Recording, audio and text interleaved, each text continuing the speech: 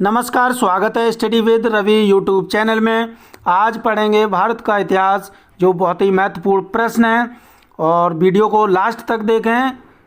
20 प्रश्न हैं। 20 प्रश्न में आप अपने आकलन कीजिए कि कितने सही हो रहे हैं और महत्वपूर्ण प्रश्न है। कई परीक्षाओं में ये प्रश्न पूछे गए हैं। तो शुरू करते हैं। पहला प्रश्न है, भारत में सबसे पहले छपाई की मशीन किसने लगाई थी? पुर्तगालियों ने, फ्रांसीसियों ने, डचों ने या अंग्रेज़ों ने? तो इसका सही आंसर हो जाएगा, भारत में सबसे पहले छपाई की मशीन लगाई थी पुर्तगालियों ने। अगला प्रश्न है, फैथ इज ए बैटल किसकी जीवनी है? मोहम्मद अली जिन्ना की, खान अब्दुल गफ्फार खान की या फिर मौलाना अबुल कलाम आज़ाद की या उपरोक्त में से कोई नहीं? तो इसका सही आंसर हो जाएगा, खान अब्दुल गफ्फार खान की फैथ इज ए बैटल जीवनी है। अगला प्रश्न है, कांग्रेस ने पहली बार मुस्लिम लीग को मुस्लिमों का प्रतिनिधित्व करने वाली पार्टी के तौर पर कब मान्यता दी?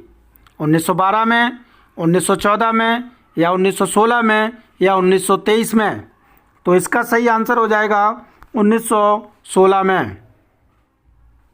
अगला प्रश्न है, भारतीय उपमहाद्वीप के पहले अंग्रेजी अखबार बंगाल गजट के संपादक कौन थे? Daniel Defoe, Oliver Goldsmith, James Augustus Hickey या डेविड ह्यूम? तो इसका सही आंसर हो जाएगा जेम्स ऑगस्टस हिक्की। अगला प्रश्न है, भारतीय राष्ट्रीय कांग्रेस के पहले ब्रिटिश अध्यक्ष कौन थे? भारतीय राष्ट्रीय कांग्रेस के पहले ब्रिटिश अध्यक्ष कौन थे? William Wedderburn, George Yule, A.O.. Hume या हेनरी कॉटर? तो इसका सही आंसर हो जाएगा जॉर्ज यूले, भारतीय राष्ट्रीय कांग्रेस के पहले ब्रिटिश अध्यक्ष थे। अगला प्रश्न है, निम्नलिखित में से किस विवाद के कारण गांधी जी ने पहली बार अनशन किया? मिंटो मार्ले सुधार, अहमदाबाद मिल हड़ताल या पंजाब दंगे या पूना समझौता?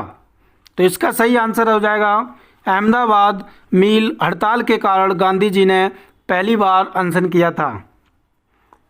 अगला प्रश्न है, महात्मा गांधी को राष्ट्रपिता की उपाधि किसने दी थी? सुभाष चंद्र बोस ने, सरदार वल्लभ भाई पटेल ने, जवाहरलाल नेहरू ने या रविंद्रनाथ टैगोर ने?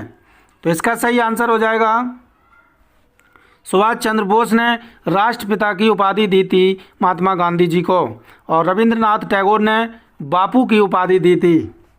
अगला प्रश्न है, भारत के साथ समुद्री व्यापार में पथ प्रदर्शक कौन थे? डच, पुर्तगाली, ब्रिटिश या फिर फ्रांसीसी? तो इसका सही आंसर हो जाएगा पुर्तगाली। अगला प्रश्न है, राज्य पुनर्गठन अधिनियम कब लागू हुआ? 1949 को, 1950 को, 1956 को या फिर 1958 को? तो राज्य पुनर्गठन अधिनियम जो लागू हुआ था वो हुआ था 1956 में। अगला प्रश्न है, बक्सर की लड़ाई के बाद किस संधि पर हस्ताक्षर किए गए थे? इलाहाबाद की संधि पर, कर्नाटक की संधि पर, अलीनगर की संधि पर या फिर कानपुर की संधि पर? तो इसका सही आंसर हो जाएगा बक्सर की लड़ाई के बाद जिस संधि पर हस्ताक्षर किए गए थे वो संधि थी इलाहाबाद की संधि। अगला प्रश्न है, राजा राम मोहन राय ने आत्मीय सभा की स्थापना बंगाल में किस वर्ष की थी? 1812 ईस्वी में, 1815 ईस्वी में, 1825 में या 1826 में? तो इसका सही आंसर हो जाएगा, राजा राम मोहन राय ने आत्मीय सभा की स्थापना 1815 ईस्वी में बंगाल में की थी। अगला प्रश्न है, राष्ट्रीय स्वयंसेवक संघ में सरसंघ चालक कौन होता है? आरएसएस अध्यक्ष या फिर आरएसएस प्रांत अध्यक्ष या फिर आरएसएस क्षेत्रीय अध्यक्ष या इनमें से कोई नहीं? तो इसका सही आंसर हो जाएगा आरएसएस प्रांत अध्यक्ष। अगला प्रश्न है, दूसरा गोलमेज सम्मेलन कब हुआ था? तो ये दूसरा गोलमेज सम्मेलन हुआ था 7 सितंबर 1931 को। अगला प्रश्न है, निम्नलिखित में से किस अधिनियम की अलग प्रस्तावना थी? भारत सरकार अधिनियम 1919, भारतीय परिषद अधिनियम 1909, भारतीय परिषद अधिनियम 1904 या भारतीय परिषद अधिनियम 1892।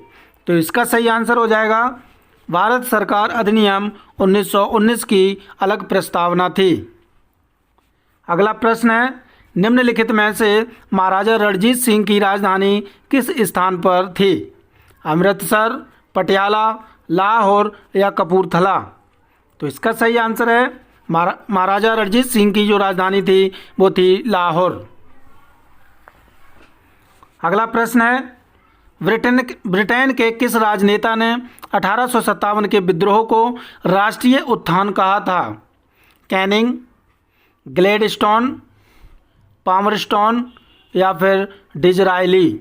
तो इसका सही आंसर हो जाएगा डिज़रायली ने 1857 के विद्रोह को राष्ट्रीय उत्थान कहा था। अगला प्रश्न है, महात्मा गांधी ने निम्नलिखित में से किस स्थान पर हरित पुस्तिका जारी की थी? कलकत्ता में, सूरत में, राजकोट में या साबरमती में?